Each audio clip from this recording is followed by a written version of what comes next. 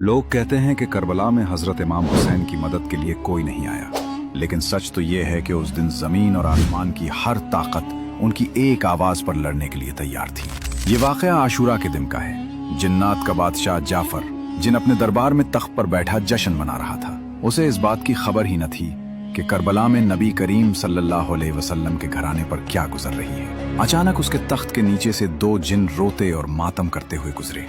जाफर ने उन्हें रोका और पूछा, अरे आज तो खुशी का दिन है, तुम लोग क्यों रो रहे हो? इन जिन्नात ने रोते हुए जवाब दिया, ऐ बादशाह, क्या आपको खबर नहीं? अभी हमारा गुजर करबला की सरजमीन से हुआ है। वहां हमने देखा कि रसूलुल्लाह सल्लल्लाहु अलैहि वसल्लम के प्यारे नवासे हुसैन इब्ने अली खून में लथपथ हैं। उन पर तीरों की बारिश हो रही है और वो सजदे में हैं। ये सुनते ही जाफर जिन के कदमों तले से जमीन निकल गई। उसने फौरन जश्न रोक दिया, सर से ताज उतार फेंका और जंगी लिबास पहन लिया।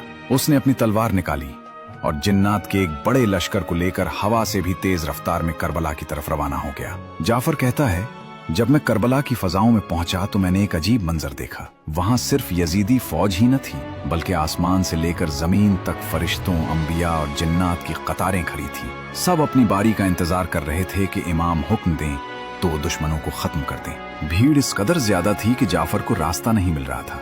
इसी लम्हे इमाम हुसैन रजी अल्लाह अन्हु ने नजर उठाई और फरमाया, जाफर मेरे पास आओ। जाफर जिन रोता हुआ इमाम के कदमों में गिर गया और अर्ज की, आका मेरे पास जिन्नात की बहुत बड़ी फौज है, मुझे इजाजत दें, मैं पलक झपकते ही उन यजीदियों को राख कर दूंगा, उनका नाम और निशान मिटा दूंगा। मगर इमाम हुसैन रजी अल्लाह अन्हु ने निहायत सुकून से फरमाया, नहीं जाफर, रुक जाओ।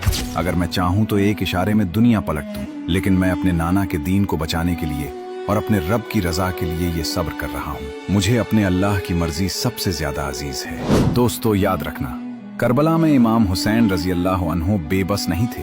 कायनात की हर ताकत उनके इख्तियार में थी, लेकिन उन्होंने तलवार नहीं उठाई ताकि इस्लाम जिंदा रहे। करबला का ये मंजर हमें ये सबक देता है कि असल जीत हथियार की नहीं, बल्कि सब्र और हक की होती है। अगर आपके दिल में भी इमाम हुसैन रजी अल्लाह अन्हु के लिए मोहब्बत है तो कमेंट में या हुसैन जरूर लिखें।